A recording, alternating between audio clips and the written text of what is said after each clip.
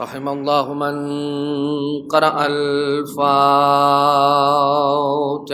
بسم الله الرحمن الرحيم. الحمد لله رب العالمين الرحمن الرحيم مالك يوم الدين إياك نعبد وإياك نستعين الصراط المستقيم صراط الذين أنعمت عليهم غير المغضوب عليهم ولا الضالين. صدق الله العظيم. لا حول ولا قوة إلا بالله العلي العظيم. حسبنا الله ونعم الوكيل، نعم المولى ونعم النصير. أعوذ بالله من الشيطان اللعين الرجيم. بسم الله الرحمن الرحيم. حمدا لك يا ذا الجود والإحسان والفضل والطول والامتنان، وصلاة وسلاما على من لا ينطق عن الهوى إن هو إلا وحي يوحى.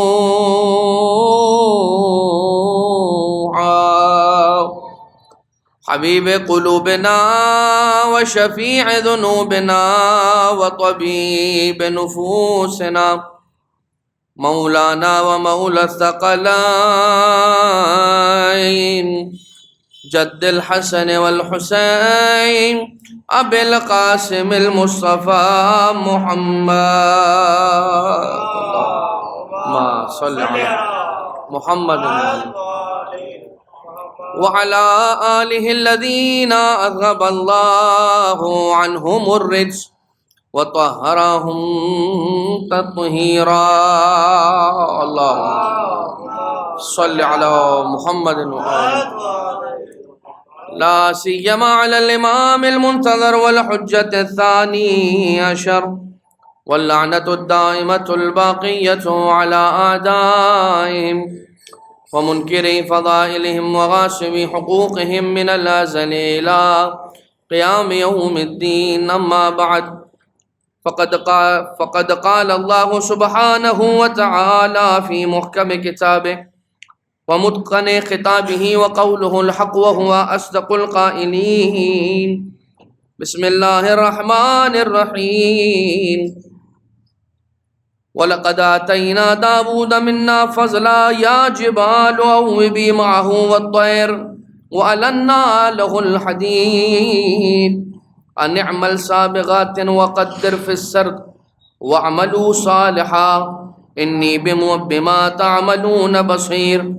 وَلِسُلَيْمَانَ الرِّيحَ غُدُوُّهَا شَهْرٌ وَرَوَاحُهَا شَهْرٌ وَأَسَلْنَا لَهُ عَيْنَ الْقِطْرِ وَمِنَ الْجِنِّ من يعمل بين يديه بإذن ربه ومن يزغ منهم عن أمرنا نذقه من عذاب السعير. صلوات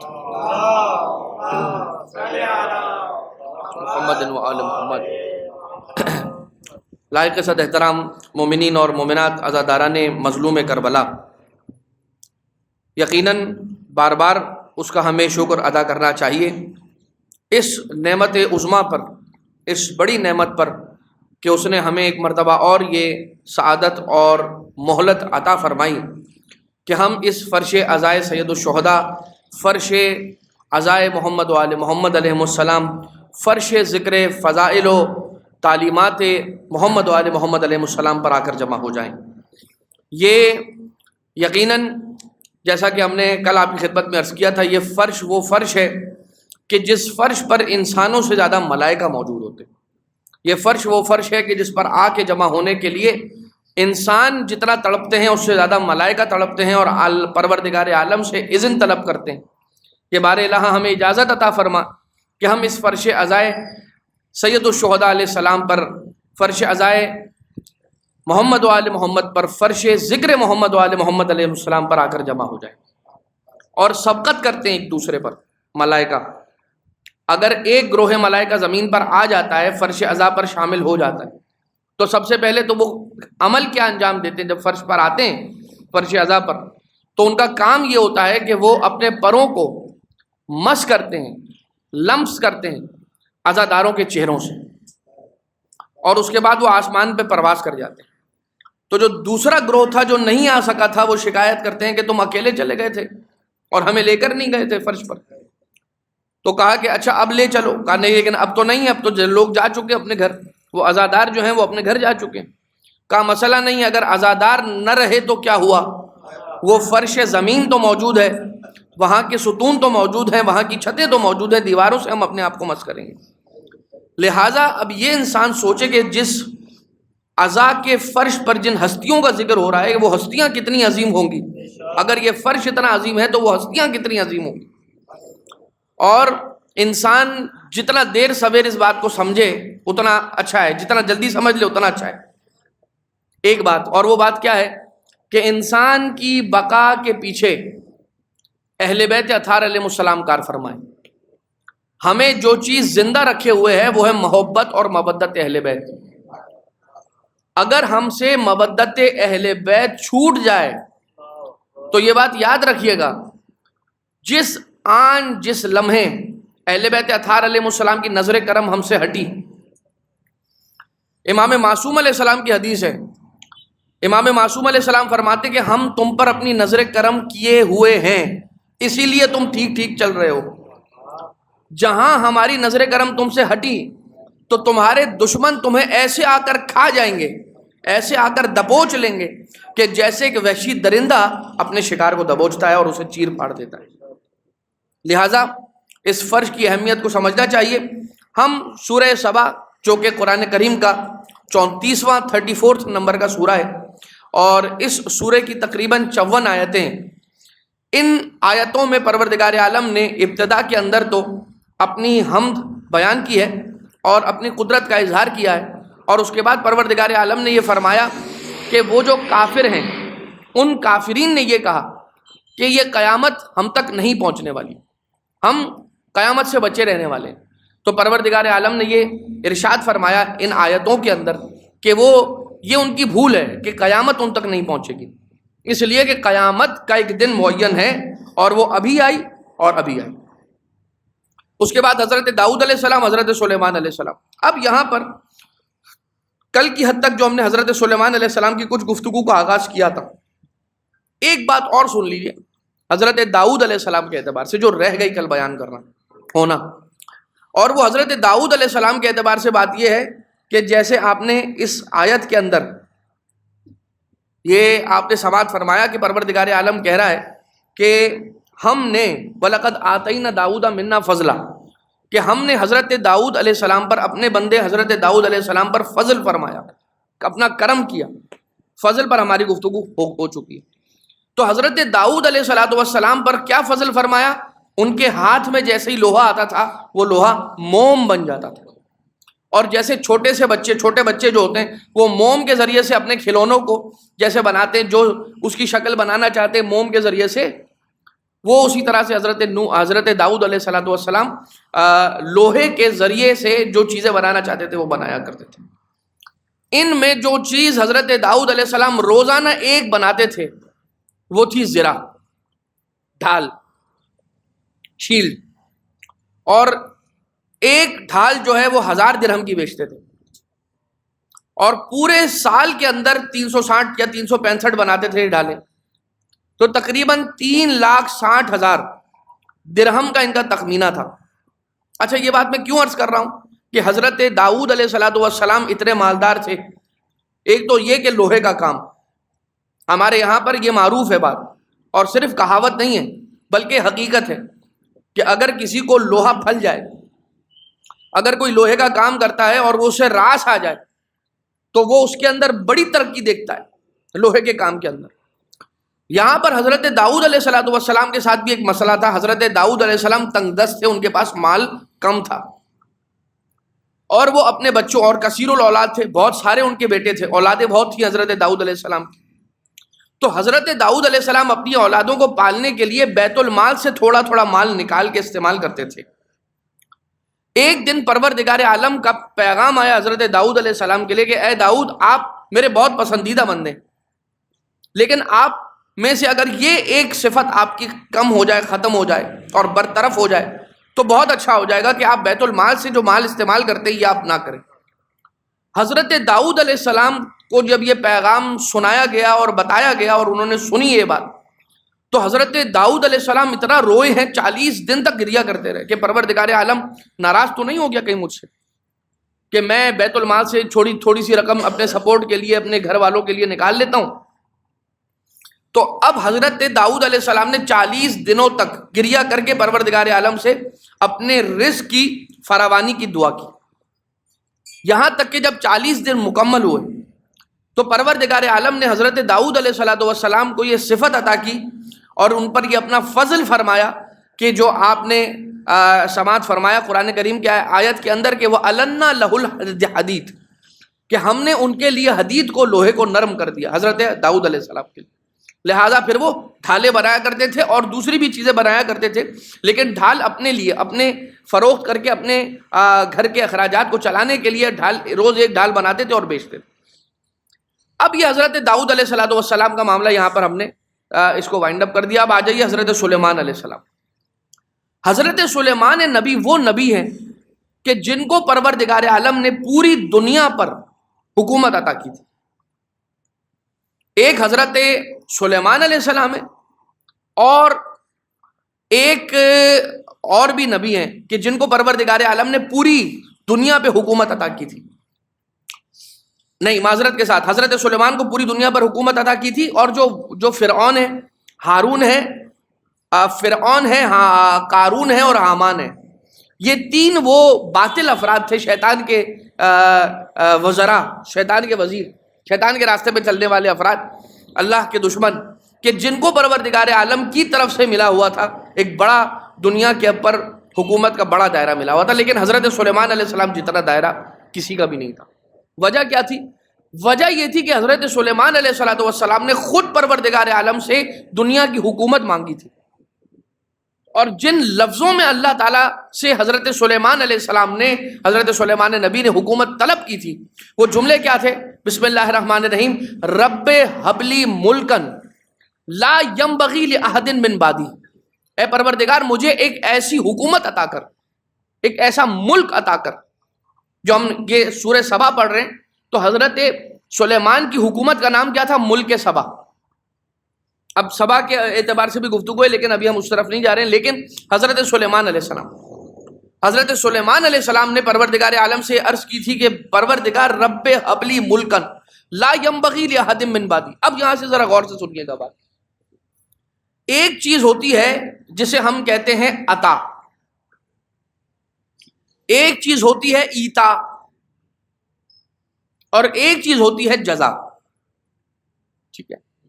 ایک جو ایتا ہوتا ہے، ایتا، یہ تینوں عربی زبان کے لفظ ہیں، ایتا، عطا اور جزا۔ اگر میں آپ کو کوئی چیز دوں اور وہ میرا آپ کو دینا، اچھا، ایتا، عطا، جزا، یہ تینوں جو معنی ہے اس کے اندر ایک کامن مطلب ہے، کامن میننگ ہے، کامن معنی ہے۔ وہ کامن معنی یہ ہے دینا، لیکن کیفیت تینوں کی الگ الگ، ایک جیسا دینا نہیں ہے۔ ایتا ایک ایسے دینے کو کہا جاتا ہے کہ میں نے آپ کو ایک کاپی دی، لیکن چونکہ وہ ایتا ہے، آپ کو دی ہے میں نے، لیکن کبھی بھی میں آپ سے واپس لے سکتا ہوں، اس کو ایتا کہتے ہیں۔ ایک ہے عطا، پروردگار عالم نے خوش ہو کے اپنے بندے کو کچھ دے دیا اور وہ واپس نہیں لے گا، وہ اس کی ملکیت بنا دیا، خوش ہو کے۔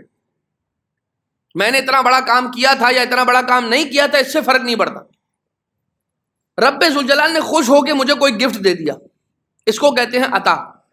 اور یہ ایتا کی طرح نہیں ہے کہ اللہ واپس لے لے گا، اگر دے دیا تو یہ ملکیت ہے پروردگار عالم کی طرف سے، ٹھیک ہے؟ تیسری چیز ہے جزا، جزا پہ ہم بعد میں آتے ہیں۔ ایتا کیا ہے؟ دیں تو واپس لے بھی سکتا ہے پروردگار عالم۔ عطا یہ ہے کہ حضرت سلیمان علیہ السلام نے یہ عرض کیا کہ پروردگار رب ہب لی ملکن لا ینبغی لأحد من بعدی، یہ حضرت سلیمان کا جملہ تھا کہ پروردگار مجھے ایک ایسا ملک عطا کر کہ جو میرے بعد اور کسی کو ملنے والا نہیں ہے، اتنی بڑی سلطنت مجھے عطا کر۔ اور پروردگار عالم نے دی. کیا کہہ کے دی؟ ھذا عطاؤنا، یہ ہماری عطا ہے تمہارے لیے اے سلیمان. فمنن او انذر، یہ عطا ہے میری، اور اسے چاہو تو خود اپنے پاس رکھو اور چاہو تو لوگوں میں تقسیم کر دو. غور سے سنیے گا، اس لیے کہ ہم نتیجے کی طرف جائیں گے اس کو لے کے، کہ پروردگار عالم نے حضرت سلیمان علیہ الصلوۃ والسلام کو، حضرت سلیمان نبی کو وہ سلطنت اور وہ ملک عطا کرنے کے بعد یہ ارشاد فرمایا ھذا عطاؤنا، یہ ہماری عطا ہے تمہارے لیے، اور ہم نے تمہیں عطا کر دیا اور یہ تمہاری ملکیت بن گیا. اب تم چاہو تو خود رکھو، فمنن او انذر، یا تو خود رکھو یا آگے بڑھا دو. اس حکومت میں، اس ملک میں یہ تمہاری مرضی ہے، آپ کی مرضی ہے اے حضرت سلیمان. اتنے فلاں فلاں پہاڑ جو ہیں، وہ 2 پہاڑ آپ اپنے کسی جاننے والے کو گفٹ کر دیں، آپ رکھیں یا آپ کسی کو بانٹ دیں، یہ آپ کی مرضی ہے. حالانکہ یہ عطا ہے، ایتا نہیں ہے، عطا ہے. اچھا، ایتا کی بات تو ختم ہو گئی، اب عطا کی بات ہے اور جزا کی بات ہے. ایک مرتبہ ہے جزا. عطا اور جزا کے اندر بہت بڑا فرق ہے. جزا کیا ہے؟ آپ نے محنت کی ہے، اپنا خون پسینہ لگایا ہے، اس کے بعد جب آپ نے محنت سے کوئی چیز کمائی ہے، اس کو کہتے ہیں جزا. ایک مرتبہ عطا ہے جو پروردگار عالم نے خوش ہو کے آپ کو تحفے میں دے دیا، یہ ہے عطا. ایک مرتبہ پروردگار عالم نے آپ کو کسی چیز کی جزا دی. نماز پڑھ رہے ہیں اس کی جزا مل رہی ہے، روزہ رکھ رہے ہیں اس کی جزا مل رہی ہے، نیک کام کر رہے ہیں اس کی جزا مل رہی ہے، صدقہ نکال رہے ہیں اس کی جزا مل رہی ہے. کوئی بھی آپ نیک کام انجام دے رہے ہیں، مشقت محنت کا کام کر رہے ہیں، اس کام کے عوض میں آپ کو اس کی جزا مل رہی ہے. اب اس کے اندر عطا اور جزا کے اندر کیا فرق ہے؟ عطا اللہ کی طرف سے تحفہ ہے، کمایا ہوا ہو ضروری نہیں ہے، بلکہ کمایا ہوا نہیں ہے، اور جو کمایا ہوا ہے وہ ہے جزا. عطا کے اندر کلیم نہیں ہے، جزا کے اندر کلیم ہے. عطا کے اندر کلیم نہیں ہے، اس لیے کہ بھائی اس نے خوش ہو کر دیا، کم دے زیادہ دے. یہ تو وہ والی بات ہوتی ہے کہ آپ کی مرضی ہے، آپ کتنی ٹپ دیں، 10 روپے دیں، 20 روپے دیں، 50 روپے دیں، 100 روپے دیں، کوئی 500 روپے دے گا. تو آپ اس کے اندر کوئی تقاضا، کوئی کلیم نہیں ہے کہ بھائی یہ 10 روپے کیوں دیے، بھائی خوش ہو کر دیا، 10 دیں یا 5 دیں یا 20 دیں، رکھنا ہے تو رکھ لو، ورنہ کوئی مسئلہ نہیں ہے. یہ ہے عطا. اور ایک ہے جزا. ہم نے کل اس کو تھوڑا سا آپ کی خدمت میں اشارہ کیا تھا کہ ایک مزدور گھر میں آ رہا ہے اور آپ اس سے طے کر رہے ہیں کہ بھائی یہ کام کرو گے تو میں تمہیں اس کے 1000 روپے دوں گا، یہ دروازہ، یہ چوکھٹ بنا دو گے، اس کے 1000 روپے دوں گا. تو ایک ہے حضرت سلیمان کو جو ملک عطا کیا ہے پروردگار عالم نے، وہ ہے عطا. اور جو اللہ سے حضرت سلیمان کو عطا میں ملک ملا ہوا ہے، تو حضرت سلیمان کے پاس اس عطا کے اندر یہ طاقت ہے اور اختیار ہے، رکھیں تو رکھیں، بڑھا دیں تو بڑھا دیں، دے دیں بانٹ دیں، تو ان کی مرضی ہے. تو اگر حضرت سلیمان علیہ السلام کو جو عطا کے اندر ملک ملا ہے، اس کے اندر یہ اختیار ہے ان کے پاس کہ چاہیں تو رکھیں اور چاہیں تو دے دیں، حالانکہ وہ عطا ہے. تو جو جزا کے اندر کسی کو چیز ملی ہے، اس کے اندر یہ اختیار بطریقہ اولا ہوگا یا نہیں ہوگا کہ جو چیز میں نے کما کے لی ہے وہ خود بھی کھاؤں اور دوسروں کو بھی کھلاؤں. صحیح ہے. اب آ جائیے ایک قدم اور آگے بڑھیں. سورہ دہر کی آیت ہے، بسم اللہ الرحمن الرحیم. وَيُطْعِمُونَ الطَّعَامَ عَلَىٰ حُبِّهِ مِسْكِينًا وَيَتِيمًا وَأَسِيرًا إِنَّمَا نُطْعِمُكُمْ لِوَجْهِ اللَّهِ لَا نُرِيدُ مِنكُمْ جَزَاءً وَلَا شُكُورًا. یہ جو اہل بیت اطہار علیہ السلام ہیں، یہ مسکین کو، یتیم کو، اسیر کو اللہ کی محبت کے لیے کھلاتے ہیں، اور کھلانے کے بعد پلٹ کر یہ کہتے ہیں کہ ہمیں کوئی جزا نہیں چاہیے، ہمیں کوئی شکر گزاری نہیں چاہیے تم سے، اس لیے کہ ہم نے کس کے لیے کھلایا ہے؟ ان کے لیے کھلایا ہے، اللہ کے لیے کھلایا ہے. تو جب اہل بیت اطہار علیہ السلام یہ فرما رہے ہیں کہ ہمیں تم سے جزا نہیں چاہیے، تمہیں جنہیں ہم کھلا رہے ہیں تم سے جزا نہیں چاہیے، تو پروردگار عالم ان کے لیے کیا کہہ رہا ہے؟ پروردگار عالم یہ کہہ رہا ہے کہ ہم نے اہل بیت اطہار علیہ السلام کو فجزاہم بما صبروا جنتن، اہل بیت اطہار علیہ السلام کو پروردگار عالم اس ساری آیت سورہ دہر کے اندر انما نطعمکم لوجہ اللہ لا نرید منکم جزاء ولا شکورا ان ھذہ تذکرۃ فمن شاء استقل فمن شاء ان يتخذ الى ربہ سبیلا فجزاہم بما صبروا جنتن. رب ذوالجلال کہہ رہا ہے کہ جو انہوں نے صبر کیا نا مصائب کے اوپر اہل بیت نے، ان کے صبر کی جزا میں میں انہیں جنت دے رہا ہوں. بھائی ملک حضرت سلیمان کو جزا میں نہیں عطا میں مل رہی ہے، تو وہ ملک حضرت سلیمان کو جو عطا میں مل رہا ہے، جو حضرت سلیمان علیہ السلام نے جو ملک اللہ تعالیٰ سے عطا میں کمایا ہے، وہ رکھیں ان کی مرضی ہے، بانٹ دیں ان کی مرضی ہے. اور اہل بیت اطہار علیہ الصلوۃ والسلام جو جنت رب ذوالجلال سے اپنے صبر کے عوض میں جزا کے طور پر پا رہے ہیں، اگر کسی کو اپنی مرضی سے جنت میں بھیج دیں تو تعجب کرنے کی کیا بات ہے. اللہم صلی علی محمد و آل محمد. اب تعجب نہ کرنا اگر یہ آپ کو روایت اور حدیث سننے کے لیے ملے کہ جناب سیدہ سلام اللہ علیہا میدان حشر میں سے چن چن کے اپنے محبوں کو جنت میں داخل کروا دیں گی، اور وہ جو لوگ جن کو جناب سیدہ سلام اللہ علیہ چن کے الگ کریں گی اور ان سے کہیں گی کہ تمہیں میں نے شفاعت کا حق استعمال کرتے ہوئے جنت میں بھیجا ہے، وہ لوگ پھر جناب سیدہ سلام اللہ علیہ کی محبت کے اندر بہت سارے لوگوں کو اور ان کی شفاعت کریں گے، جن کی شفاعت جناب سیدہ نے کی سلام اللہ علیہ، وہ لوگ بھی اور دوسرے لوگوں کی شفاعت کریں گے. لہذا جناب سلیمان نے ملک کمایا اللہ سے عطا میں، تو دے سکتے ہیں. تو اہل بیت اطہار علیہ السلام نے جنت جو جزا میں کمائی، جو ان کی ملکیت ہے، جو ان کا کلیم ہے، اگر وہ کسی کو جنت میں داخل کرتے ہیں تو یہ تو اللہ کا اختیار ہے، اللہ نے ان کو یہ اختیار دیا ہوا ہے. یہ بات. اب اس کے اندر ایک سوال اور پیدا ہوتا ہے کہ کوئی سوال کرنے والا یہ سوال کرتا ہے کہ قبلہ بس بات تو صحیح ہے آپ کی، لیکن کیا کریں، ایک آنسو کے بدلے میں جزا مل رہی ہے پوری جنت، اور آنسو ہے ایک اور جنت مل رہی ہے پوری.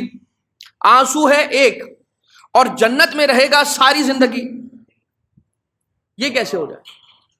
تو ہم نے کہا کہ مسئلہ کیا ہے، آپ کو جو بات ستا رہی ہے وہ بات ستا کون سی بات رہی ہے؟ کہا کہ اتنی بڑی جنت اور ہمیشہ رہنے والی جو جنت ہے، اس کے اندر جانے کے لیے بس ایک آنسو، یہ قیمت کچھ کم نہیں ہے. معاملہ یہ ہے کہ جب انسان اپنی باری آتی ہے نا، کہ جب خود اپنی عبادتوں کی باری آتی ہے تو وہ امید یہی کرتا ہے کہ پروردگار کم کام کرنا پڑے، جنت پوری مل جائے. سارے مسائل وہاں اگر پیدا ہوتے ہیں کہ جہاں پر بات محمد و آل محمد علیہ السلام کی فضیلت کی آ جائے.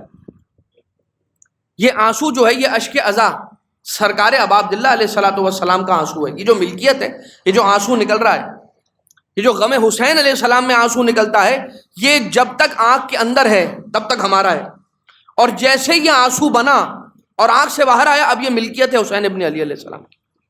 آپ نے تجارت کی ہے، ہم نے تجارت کی ہے، ایسی تجارت کی جس میں گھاٹا نہیں ہے، اور آپ نے یہ آنسو دے دیا حسین ابن علی علیہ السلام کو.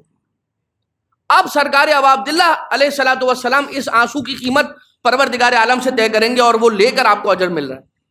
یعنی کہ یہ جو آنسو ہے، یہ ہمارے آنسو کا کمال نہیں ہے، یہ آنسو غم حسین ابن علی علیہ الصلوۃ والسلام میں جو نکل رہا ہے، کمال حسین ابن علی علیہ السلام کا ہے.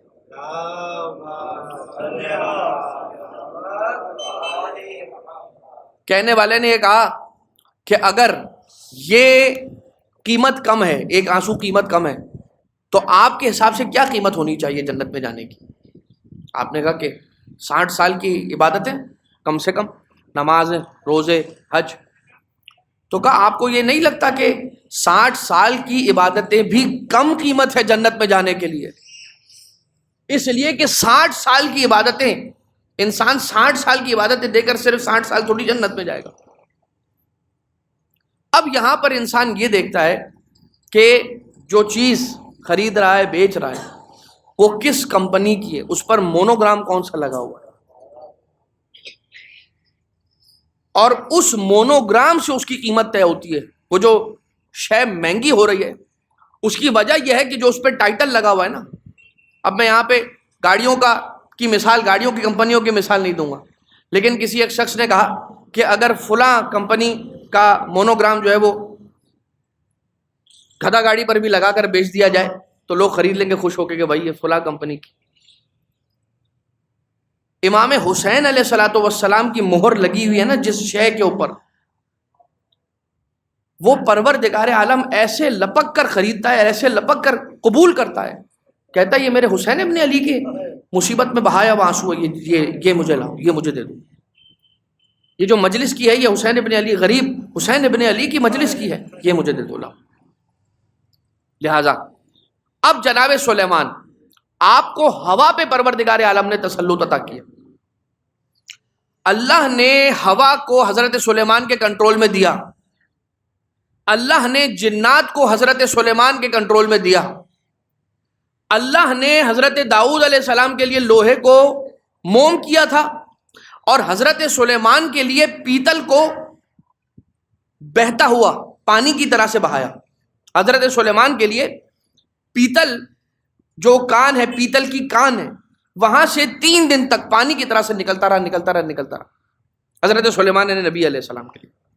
اب یہاں پر یہ دیکھیے کہ حضرت سلیمان کا جو تخت تھا، جس پر حضرت سلیمان براجمان ہوا کرتے تھے، تشریف فرما ہوا کرتے تھے، بیٹھا کرتے تھے، وہ تخت بھی زمین پہ نہیں ٹکا ہوا ہوتا تھا، وہ ہوا کے اندر ہی معلق رہتا تھا.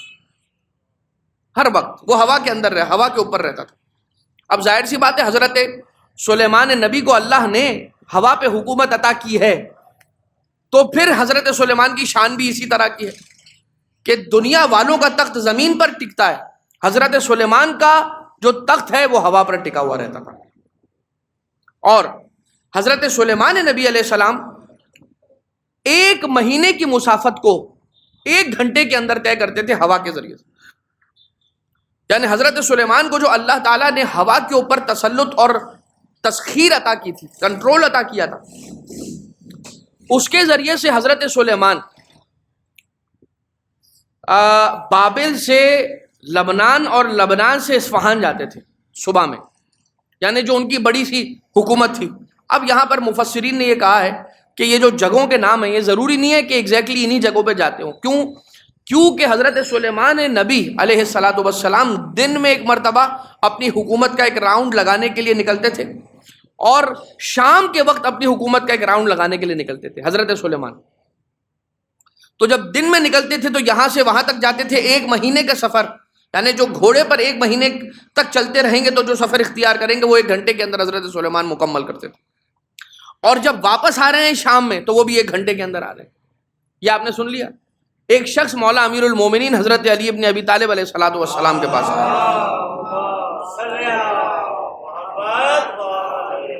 اور وہ یہودی، اور اس یہودی نے یہ کہا کہ ہمارے نبی حضرت سلیمان کو پروردگار عالم نے ہوا پہ تسخیر عطا کی تھی، ہوا کے اوپر کنٹرول عطا کیا تھا، اور وہ جو ہے 1 مہینے کا سفر 1 گھنٹے کے اندر کرتے تھے.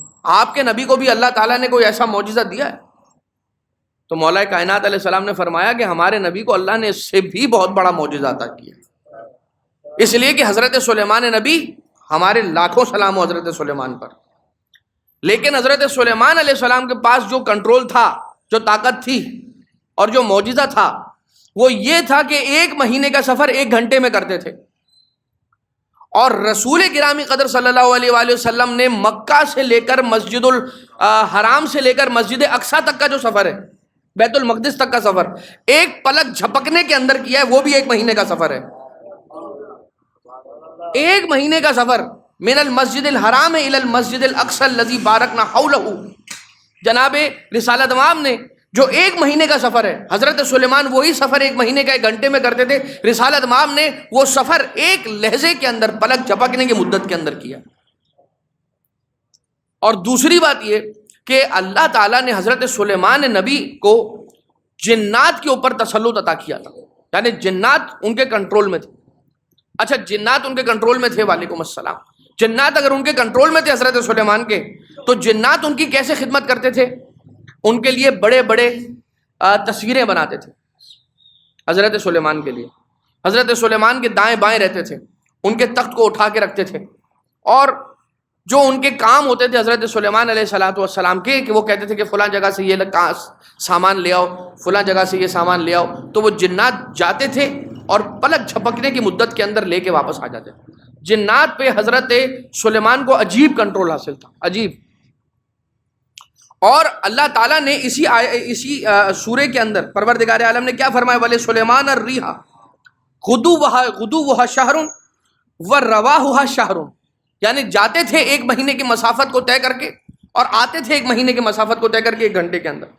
وَأَصَلْنَا لَهُ عَيْنَ الْقِطْرِ، ہم نے ان کے لیے پیتل کو بہا دیا پانی کی طرح.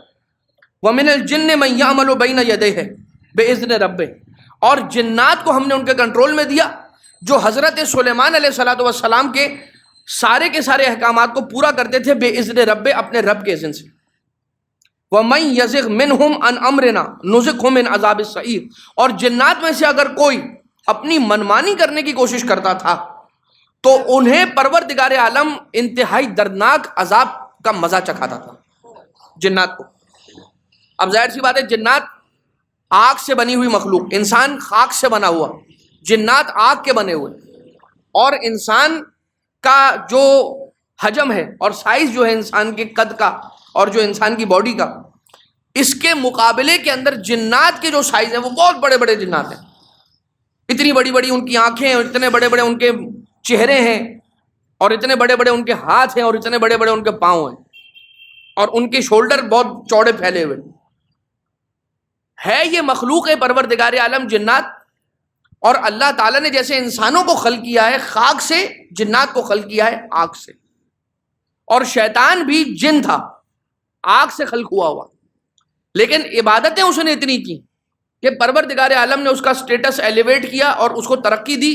اور اس کو ترقی دینے کے بعد پروردگار عالم نے جن کی صفوں سے اٹھا کے اسے ملائکہ کی صفوں میں بٹھا دیا، عزت عطا کی عبادتوں کی وجہ سے. لیکن دیکھیے، انسان کا اپنا ذہن اور انسان کی اپنی عقل کافی ہوتی ہے اسے تباہ کر دینے کے لیے، اسی طرح سے انسان کی اپنی عبادتیں کافی ہوتی ہیں اسے تباہ کر دینے کے لیے. اگر کوئی انسان عبادتیں کرنے کے بعد عجب کا شکار ہو جائے، عجب کا شکار ہو جائے، یعنی ہو میں کتنا بڑا عبادت گزار، ہائے میں نے کتنی زبردست عبادتیں کر لی، اللہ بھی فخر کرتا ہوگا، نعوذ باللہ من ذالک، استغفر. اہل بیت اطہار علیہ السلام نے ہمیشہ یہ سکھلایا کہ جب عبادت کرو تو ہر نماز کے بعد سجدہ شکر کرو. کیوں؟ کہ پروردگار جو میں عبادت کر سکا یہ بھی تیری توفیق تھی، میرا کمال نہیں تھا. اور رزق کو بڑھانے کے اندر یہ جو سجدہ شکر ہے اس کا بہت بڑا عمل دخل ہے. سجدہ شکر چاہے اتنا ہی ہو کہ شکرن للہ شکرن للہ شکرن للہ ہو گیا سجدہ شکر، افون للہ افون للہ افون للہ ہو گیا سجدہ شکر. اور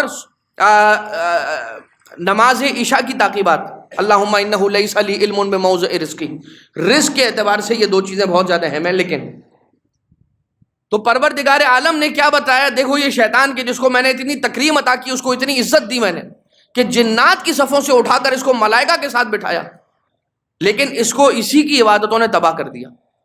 کس نے کہا کہ میں تو اتنا بڑا عبادت گزار، میں تھوڑی آدم کو سجدہ کروں گا.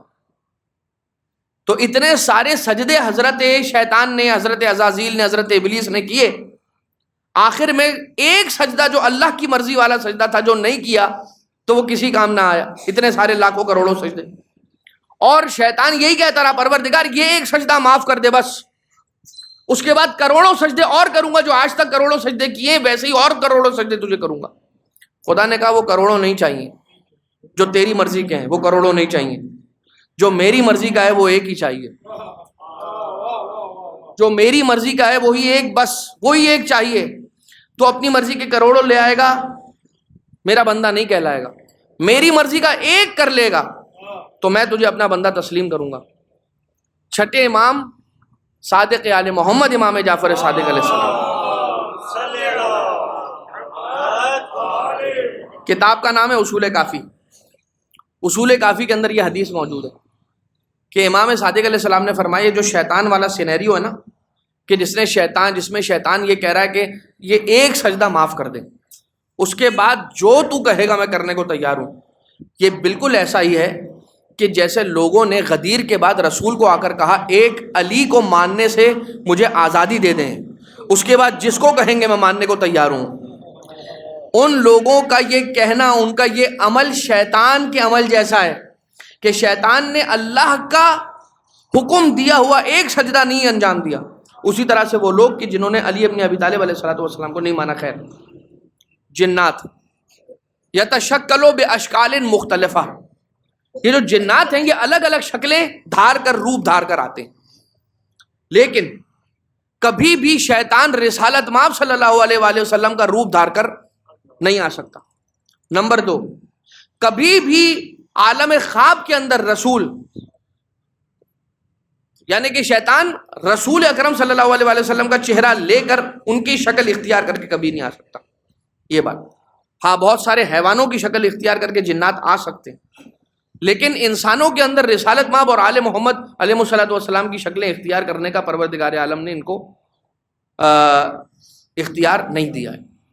یہ جنات کہ جن پر حضرت سلیمان نبی علیہ الصلوۃ والسلام کو اختیار تھا۔ کتاب کا نام ہے سعد السعود، سید ابن طاؤس کی یہ کتاب ہے۔ اس میں یہ سوال کیا، ایک سوال کرنے والے شخص نے سوال کیا کہ چھٹے امام علیہ السلام سے سوال کیا کہ کیا آپ کے جد، یعنی کہ مولا کائنات علیہ السلام کے لیے پروردگار عالم نے ہوا کو تسخیر کیا تھا جیسے کہ حضرت سلیمان کے لیے ہوا کو تسخیر کیا تھا؟ تو چھٹے امام علیہ السلام نے ارشاد فرمایا کہ بالکل، ہمارے دادا امیر المومنین علیہ السلام کے لیے پروردگار عالم نے ہوا کو مسخر کیا تھا۔ اور کیسے کیا تھا؟ ایک واقعہ ہے، اور مختصر کر کے وہ واقعہ آپ کی خدمت میں عرض کرتا ہوں۔ ایک دن رسول کو کسی نے آ کر ایک کارپیٹ جو ہوتا ہے چھوٹا یا بڑا سا کارپیٹ، وہ لا کے رسول اکرم صلی اللہ علیہ وآلہ وسلم کو گفٹ کیا، قالین۔ اور جب وہ قالین رسول کے پاس تحفے کے طور پہ آ گیا تو رسول اکرم نے جو اصحاب تھے دیگر اور مشہور و معروف اصحاب تھے، ان سے کہا کہ آپ آ کر قالین پر بیٹھیں، اور پھر آخر میں مولا کائنات علیہ السلام سے کہا کہ یا علی، آپ بھی آ کر اس قالین پر بیٹھیں۔ اور جب سارے آ کر اصحاب بھی بیٹھ گئے اور مولا کائنات علیہ السلام بھی آ کر بیٹھ گئے، رسول قالین سے ہٹ کر تشریف فرمائے۔ رسول اکرم مولا کائنات علیہ السلام سے ارشاد فرماتے ہیں کہ یا علی، اس قالین کو حکم دیجیے، یہ قالین ہوا میں اڑے گا۔ اور مولا کائنات علیہ الصلوۃ والسلام نے حکم دیا اس قالین کو، اور قالین اڑنا شروع ہوا۔ اور مولا کائنات علیہ السلام سے رسول نے کہا کہ یا علی، اب یہ قالین آپ کو لے کر جائے گا اصحاب کہف کے غار کی طرف، تو وہاں پر لے جا کے یہ قالین آپ کو چھوڑ دے گا، وہاں پر پھر آپ جا کر ان کو سلام وغیرہ کیجیے گا اور واپس آ جائیے گا۔ مولا کائنات علیہ السلام چلے، وہ قالین لے کر ان اصحاب کو مولا کائنات علیہ السلام کے حکم سے چلا، اور وہ جو غار ہے جہاں پر اصحاب کہف موجود ہیں، وہاں پر اس دہانے پر، اس کے دروازے پر، اس کے منہ پر جہاں پہ وہ جگہ ہے، وہاں پہ آ کر وہ قالین ٹھہرا اور یہ سارے اترے، اور سارے کے سارے مولا کائنات علیہ السلام نے کہا کہ آپ جا کر سلام کیجیے، اور سب لوگ جا کر اصحاب کہف کو سلام کرنے لگے باہر سے، لیکن کسی کو اصحاب کہف کا سلام کا جواب نہیں آیا، کسی کو جواب سلام نہیں آیا اصحاب کہف کا، یہاں تک کہ مولا کائنات علیہ الصلوۃ والسلام آخر میں تشریف لائے آگے، اور مولا کائنات علیہ الصلوۃ والسلام نے آ کر کہا کہ اے اصحاب کہف، مجھ علی ابن ابی طالب کا سلام قبول کریں۔ یہاں مولا کائنات علیہ السلام کا سلام کرنا تھا، وہاں پر اصحاب کہف کا جواب سلام آ گیا، ہمارا بھی سلام ہو آپ پر اے وصی رسول۔ جب سلام کا جواب مولا کائنات علیہ السلام کو اصحاب کہف نے دیا تو مولا کائنات علیہ السلام نے پوچھا کہ یہ بتائیے اے اصحاب، آپ نے جو ہم سے پہلے اصحاب تھے، جو افراد تھے، ان کے سلام کا جواب کیوں نہیں دیا؟ فرمایا کہ پروردگار عالم نے مجھے یا کسی ہم اصحاب کہف کو یا کسی نبی کے سلام کا جواب دینے کی اجازت دی ہے، یا کسی وصی نبی کے سلام کا جواب دینے کی اجازت دی ہے۔ جو آپ سے پہلے آئے تھے وہ نبی کے وصی نہیں تھے، آپ نبی کے وصی ہیں، آپ نبی کے جانشین ہیں، اسی لیے ہم نے صرف آپ کو سلام کیا ہے۔ یہ واقعہ چونکہ مولا کائنات علیہ السلام کی فضیلت کا تھا، اور مولا کائنات علیہ الصلوۃ والسلام وہاں سے جب واپس چلنے لگے، قالین پہ تشریف فرما ہوئے، پھر مولا نے قالین کو اشارہ کیا اور قالین ہوا میں اڑنے لگا۔ ایک درمیان میں مولا نے سٹاپ لیا اور وہاں پر مولا نے اتر کر نماز شب ادا کی، اور دوبارہ سے وہ قالین چلا ہے، وضو کر کے نماز شب ادا کی اور دوبارہ سے قالین آگے چلا ہے، اور رسالت مآب صلی اللہ علیہ وآلہ وسلم کی خدمت میں یہ قالین، یہ سارے کے سارے اصحاب اور مولا کائنات علیہ السلام کو لے کے واپس آیا۔ جب یہ لوگ رسول کی خدمت میں واپس آ کر پہنچے تو انہوں نے رسول کو نماز کی عالم میں دیکھا، اور رسول نماز کے عالم میں قرآن کریم کی سورہ کہف ہی کی وہ آیت کی تلاوت کر رہے تھے کہ جس کے اندر یہ کہ ام حسبت ان اصحاب الکہف والرقیم کانوا من آیاتنا عجبا، تمہیں یہ گمان ہے کہ اصحاب کہف اور رقیم پروردگار عالم کی تعجب کرنے والی اور تعجب میں ڈال دینے والی نشانیاں ہیں؟ کوئی تعجب میں ڈالنے والی نشانیاں نہیں ہیں، یہ تو پروردگار عالم کی نشانیاں ہیں۔ اور اس پہ انسان کو تعجب نہیں ہونا چاہیے. کیوں؟ کیونکہ اس سے بھی بڑی نشانی ہے. یعنی اصحاب کہف اور اصحاب رقیم یقیناً انسان کے ذہن کو تعجب میں ڈال دینے والی نشانیاں ہیں، لیکن قرآن کریم یہ کہہ رہا ہے ام حسبت ان اصحاب الکہف والرقیم کانوا من آیاتنا عجبا. اصحاب کہف اور اصحاب رقیم جو ہیں وہ اللہ کی تعجب کنندہ اور تعجب خیز نشانیوں میں سے ایک ہے. تمہیں یہ لگتا ہے کہ اصحاب کہف اور اصحاب رقیم جو ہے وہ اللہ کی تعجب خیز نشانیوں میں؟ یہ تو سوال ہے. جواب کیا ہے؟ جواب ہے کہ صرف اصحاب کہف اور اصحاب رقیم تعجب خیز نشانیاں نہیں ہیں، بلکہ ایک کٹا ہوا سر ہے کہ جو نوک نیزہ پہ بلند ہے، اور وہ نوک نیزہ پر جب بلند ہے تو بلند ہو کے تلاوت قرآن کر رہا ہے. یہ اصحاب کہف اور اصحاب رقیم کی نشانی اور آیتوں سے بڑی نشانی ہے. تعجب نہیں کرنا اس لیے کہ یہ اس سے بڑی نشانی ہے. بہرحال رسالت مآب کی خدمت میں آئے اور رسالت مآب نے یہ آیت تلاوت کی، نماز کو مکمل کیا. نماز کو جب ختم کر لیا تو مولا کائنات علیہ السلام سے رسول نے فرمایا کہ یا علی یہ بتائیے کہ آپ کا سفر کیسا گزرا. جو سفر میں ہوا وہ آپ بتائیں گے یا میں آپ کو بتاؤں؟ اور مولا کائنات علیہ الصلوۃ والسلام، یہ کیسے ہو سکتا ہے کہ جب رسول نے فرمایا کہ میں بتاؤں اس کے بعد مولا کائنات کچھ کہہ دیں اپنی زبان سے؟ یہ تعظیم رسول کا تقاضا تھا کہ علی ابن ابی طالب علیہ السلام نے فرمایا یا رسول اللہ آپ فرمائیں کہ ہم نے سفر میں کیا کچھ کیا. اور روایت یہ کہتی ہے کہ پھر رسول اکرم صلی اللہ علیہ وآلہ وسلم نے سفر کے احوال اس طرح سے بیان کیے کہ جیسے رسول سفر کے ہر قدم پر ہمارے ساتھ تھے. یا علی پھر آپ وہاں گئے، پھر آپ نے وضو کیا، پھر آپ نے ایسے قالین سے اترے، پھر آپ نے دایاں پاؤں پہلے رکھا، وہ سب کچھ وہ رسول اکرم صلی اللہ علیہ وآلہ وسلم نقل فرمایا. تو صرف حضرت سلیمان کے لیے ہوا کو مسخر نہیں کیا، مولا کائنات علیہ السلام کے لیے بھی ہوا. اب یہ مجھے بتائیے آپ کہ جتنے انبیاء ما سلف ہیں، جتنے پرانے انبیاء ہیں، ان کے پاس جتنے معجزات تھے الگ الگ، جتنے انبیاء کے پاس الگ الگ معجزات تھے، وہ سارے کے سارے معجزات ملا کر جس ایک ذات میں اللہ نے رکھے ہیں وہ ذات محمد مصطفیٰ صلی اللہ علیہ وآلہ وسلم کی ذات ہے. سارے محمد عالم. اور مولا کائنات علیہ السلام اسی رسول کے جانشین ہیں. یہی وجہ ہے کہ مولا کائنات علیہ السلام کے پاس بھی وہ سارے کے سارے معجزات ہیں جو انبیاء کے پاس الگ الگ موجود تھے. بس عزیزان محترم، ہم نے بات کو آج کی حد تک یہاں پر روکا. کل پھر انشاءاللہ اسی مرحلے سے آگے بات کو بڑھائیں گے بشرط توفیق و حیات. مگر یہ کہ ام حسبت ان اصحاب الکہف والرقیم کانوا من آیاتنا عجبا، کہ کیا تم یہ گمان کرتے ہو کہ اصحاب کہف اور اصحاب رقیم، اصحاب کہف ہی کی طرح کے ایک اصحاب ہیں جو زندہ ہیں، اصحاب رقیم وہ اللہ کی تعجب میں ڈال دینے والی نشانیوں میں سے نہیں. ایک نشانی اللہ کی اور ہے، اور وہ سر ہے کہ جو نوک نیزہ پر جب بلند ہوا ہے تو وہاں پر بھی تلاوت قرآن کرتا رہا. اور مولا حسین علیہ الصلوۃ والسلام کا سر اقدس، سر انور، جب نوک نیزہ پر قرآن کریم کی تلاوت کر رہا ہے نا، تو یہ اعلان ہے حسین کی تلاوت کرنے کے ذریعے سے. مولا حسین بتا رہے ہیں کہ حسین کے سر اور تن میں تو تم جدائی کر سکتے ہو، مگر حسین اور قرآن میں جدائی نہیں ہو سکتی. اور کیا وجہ ہے کہ حسین ابن علی تلاوت کرتے ہیں؟ کیوں یہ معجزہ دکھلا رہے ہیں امام حسین علیہ السلام نوک نیزہ سے؟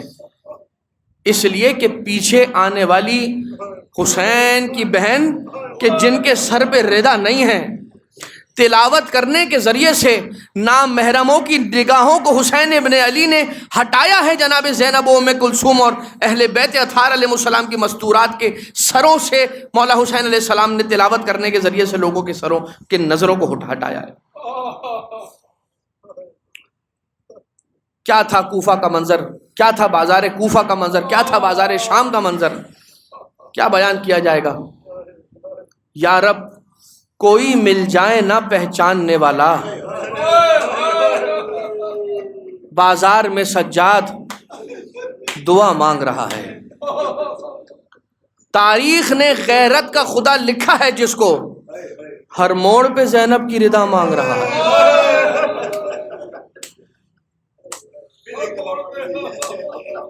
یا رب کوئی مل جائے نا پہچاننے والا، بازار میں سجاد دعا مانگ رہا ہے.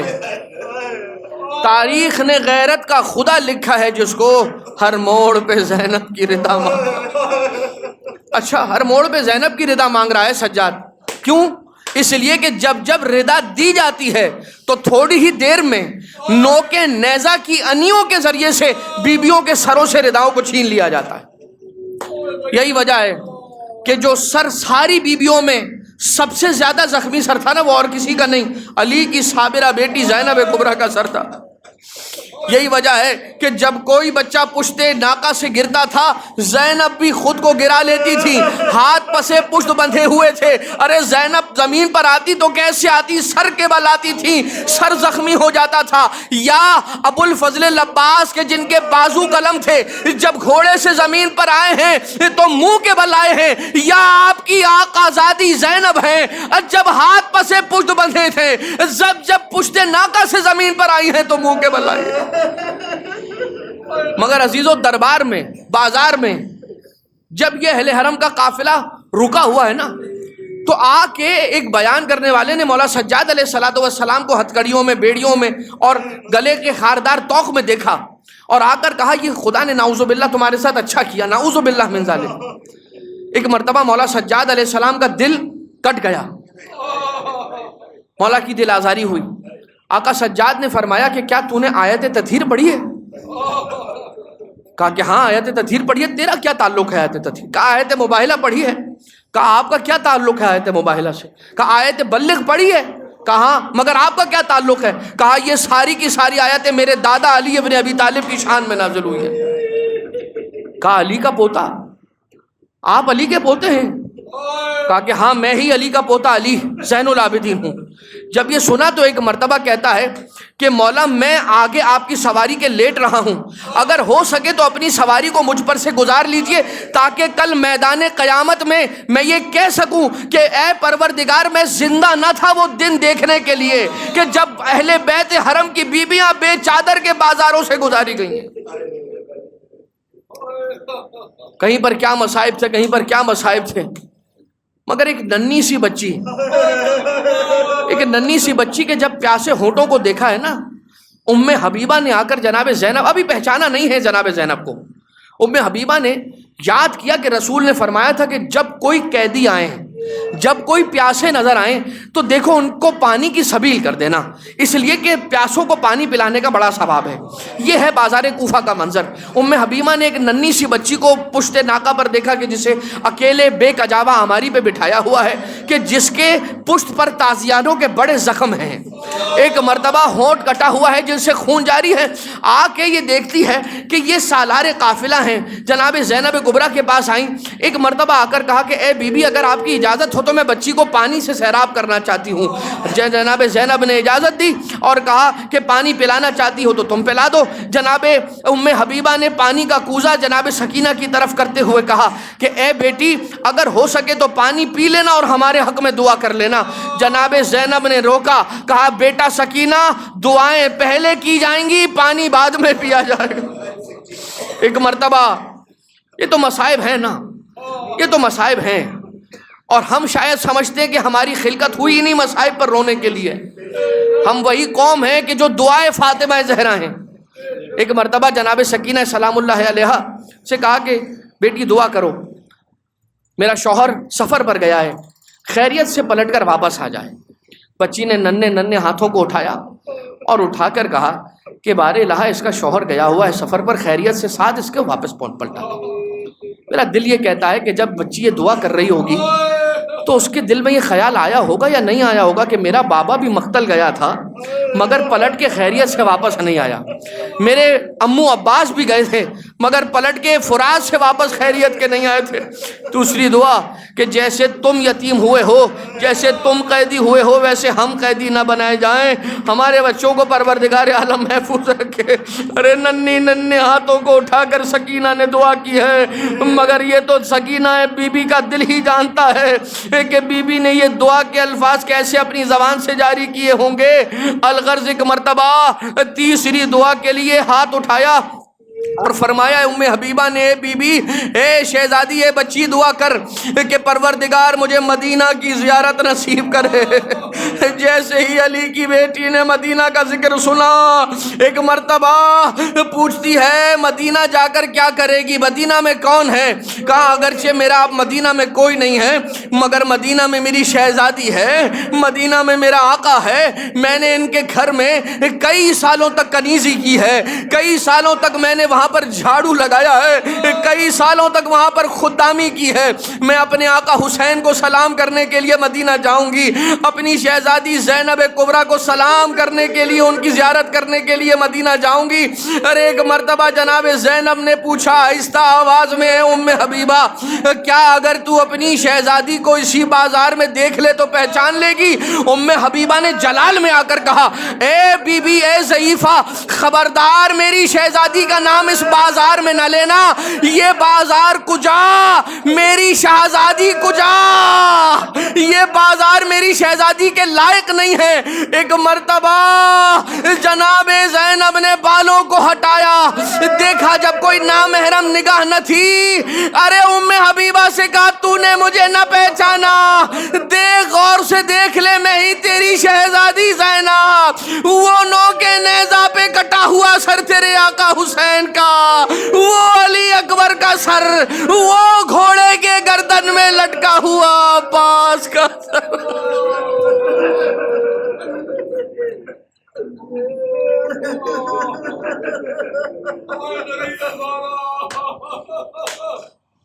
الا ولعنت اللہ علی القوم الظالمین وسيعلم الذین ظلموا آل محمد ای منقلب ینقلبون. پروردگارہ تجھے واسطہ ہمارے اس توسل کو، ہماری اس عبادت کو اپنی بارگاہ سے مقبول و منظور فرما. بار الہ تجھے واسطہ محمد و آل محمد کا جتنے بھی مومنین اور مومنات یہاں پر موجود ہیں تمام کی حاجات شرعیہ کو روا فرما، تمام کی مشکلات کو دور فرما. رزق و روزگار میں حلال رزق و روزگار، حلال و طیب رزق و روزگار میں ہم سب کے برکت و وسعت و عافیت و فراوانی عطا فرما. پروردگارہ تجھے واسطہ محمد و آل محمد علیہ السلام کا ہمارے مرحومین کی قبروں پر اپنی رحمت کی بارش کو نازل فرما. اپنے ولی، اپنی حجت صاحب الامر علیہ السلام کے ظہور میں تعجیل فرما. مولا کے صدقے میں جتنے بھی مریض الاحوال مومنین مومنات ہیں سب کو شفاء کلی عطا فرما. ربنا تقبل منا انک انت السمیع العلیم.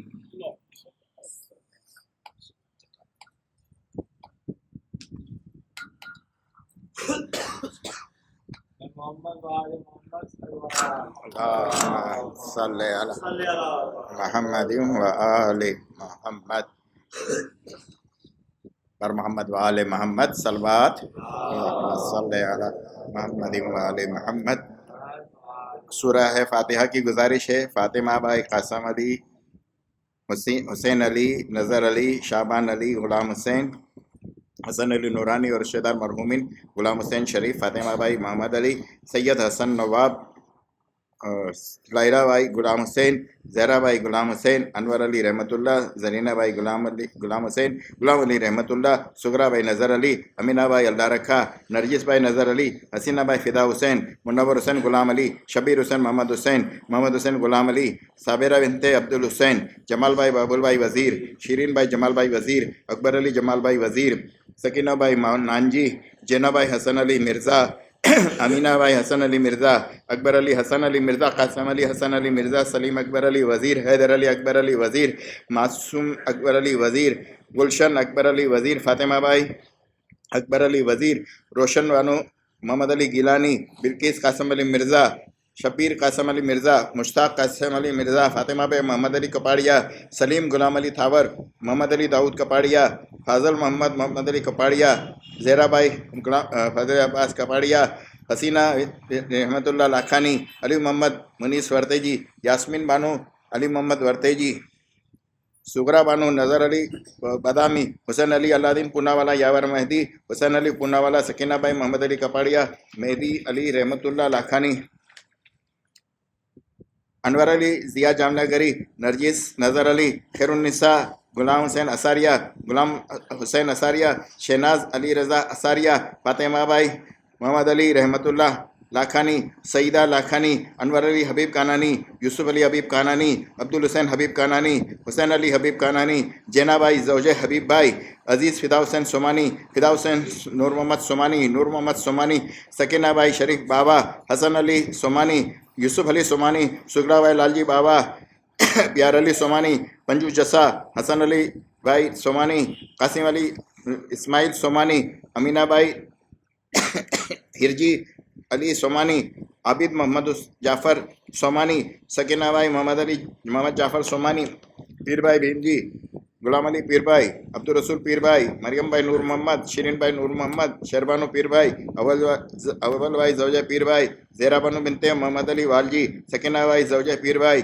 شاکر حسین غلام علی، خیر النساء بنت فدا حسین، محمد حسین غلام علی، محمد علی رحمت اللہ پیر بھائی، سجاد حسین محمد علی رحمت اللہ، نور محمد راجپر، رمضان علی نور محمد راجپر، شابان علی نور محمد راجپر، حسن علی رضا ہاشم اور عبد الکریم والجی، منیر بنت پیار علی، سراج عبدالرسول، دولت بانو ناصر علی، رضا حسین غلام علی کانانی، اصغر علی کانجی، منصورہ بنت عبدالرسول، بچو علی ملجم ممدانی، زینب بھائی بنت سلیمان، شہروانو رحمت اللہ، رجب علی احمد علی، شیرین بھائی سلیمان راجپر، احمد علی حاجی جہراج، جاویر علی جہراج، فدا حسین کھوجا، نور محمد نور بانو زوجہ فدا حسین کھوجا، حاجی پیر بھائی کانجی، فاطمہ بھائی جہراج، نسیم صادق علی، کبرا بھائی وائف صادق کھوجا، محمد علی کانجی، کلثوم بھائی پنجا، شبیر حسین کھوجا، مرضیہ بنت نظر علی، بہادر علی سومانی، یوسف علی کھوجا، سکینہ بھائی یوسف علی، افضل لدھانی، یاسمین بنت یوسف علی، نور النساء بنت جیون، قدیم حسین کھوجا، علی اصغر کھوجا، مریم بنت شفیق، کریم بھائی فاضل، فاطمہ بھائی علی بھائی، محمد نذیر کریم بھائی، علی حسین کریم بھائی، حسن علی مہر علی، غلام علی حسن علی، ریاض حسین حسن علی، لیاقت حسین حسن علی، گلبانو اور ہیمانی فیملی، حاجی وزیر علی ابراہیم میوہ والا اور رشتہ دار، یوسف علی موربی والا اور رشتہ دار، محمد رضا موربی والا اور شدائے ملت، نور محمد افریقہ والا، کلثوم بھائی بنت جعفر، رضوان علی امیر علی، محمد حسین افریقہ والا، حیدر علی حبیب قاسم منوڑی، نور محمد کرام علی، سکینہ بھائی حسن علی، زوار حسین نور محمد، برکت علی نور محمد، نثار علی نور محمد، گلشن بھائی اکبر علی، انصار حسین روشن علی،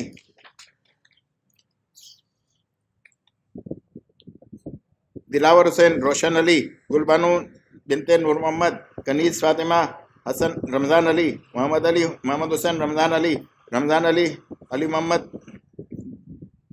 رمضان علی، فقیر محمد، صابرہ بھائی بنت موسیٰ، اکبر علی، فقیر محمد، امینہ بھائی اکبر علی، زرینہ بھائی اکبر علی، کلثوم بھائی اکبر علی، امیر علی پٹیل، رجب علی، نظر علی، حسین علی بندے علی، فضل عباس محمد علی کپاڑیا، فاطمہ الزہرا بنت سمیہ، فاطمہ کپاڑیا، غلام عباس برکت علی، فاطمہ بھائی اکبر علی، محمد علی، فاطمہ بھائی رجب علی امیری، محمد حسین رجب علی امیری، رازیہ وزیر علی نایانی، اکبر علی حاجی وسرام، اکبر علی حاجی والجی اور ان کے رشتہ دار، مسرام اور ان کے رشتہ دار، قاسم علی کنوانی اور ان کی زوجہ، محمد حسین بالو بھائی اور ان کی زوجہ، علی حسین فدا حسین راجانی اور ان کے رشتہ دار، قاسم علی قمر الدین وکیل، سکینہ بھائی قاسم علی وکیل، سلطان علی نور علی،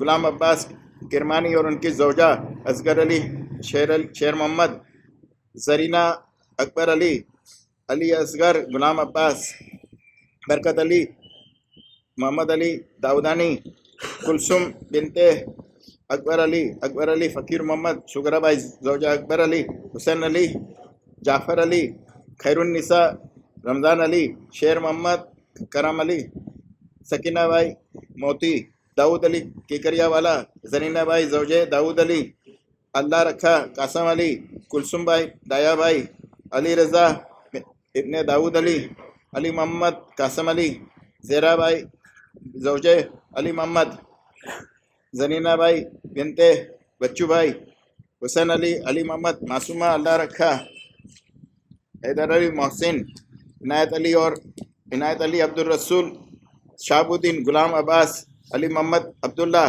منیرہ بنت شیر علی فاضل کنیز فاطمہ بنت امیر علی فرزانہ بانو بنت روشن علی کرجت والا حاجی ڈاکٹر یوسف علی عبد الرسول تھاورانی رضیہ عبد